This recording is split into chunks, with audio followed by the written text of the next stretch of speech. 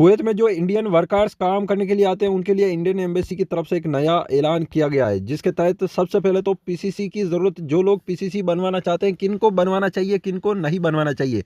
दरअसल जो भी सिर्फ कुवैत में वर्क करने के लिए, काम करने के लिए आते हैं इंडियन लोग, उनके लिए बताया गया है कि कुवैत में काम करने के लिए आने वाले जो वर्कर्स हैं, तो उनको सबसे पहले तो विजिट वीज़ा पर कुवैत में आते हैं तो उनको पासपोर्ट बनाते टाइम, यानी कि वीज़ा निकलती है तो पीसीसी कराने की ज़रूरत नहीं है। बिजनेस के लिए आते हैं उनको भी पीसीसी करवाने की ज़रूरत नहीं है। और टूरिस्ट वीज़ा पर घूमने के लिए कुवैत में आते हैं तो उनको पीसीसी की ज़रूरत नहीं पड़ेगी। ये बताया गया है इंडियन एम्बेसी की तरफ से।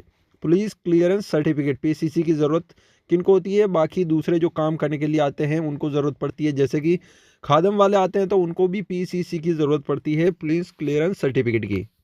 कुल मिला के कुवैत में काम करने के लिए आते हैं तो उनको पीसीसी बनवाना पड़ेगा, जो पासपोर्ट ऑफिस है वहाँ से। और घूमने के लिए विजिट वीज़ा पर, बिजनेस वीज़ा पर आते हैं बिजनेस के लिए, तो उनको पीसीसी की ज़रूरत नहीं है। कुवैत के अंदर जो कुवैत सिटी में बीईएलएस सेंटर पासपोर्ट ऑफिस है इंडियन एम्बेसी की तरफ से, वो शनिवार 4 फरवरी को दोपहर में 12 बजे खुलेगा, रात के 8 बजे तक। एक ही दिन उसका टाइमिंग चेंज है, बाकी फाहिल और जलीब में टाइम सेम है, जो पैसे पहले चल रहा था वैसे ही चलेगा।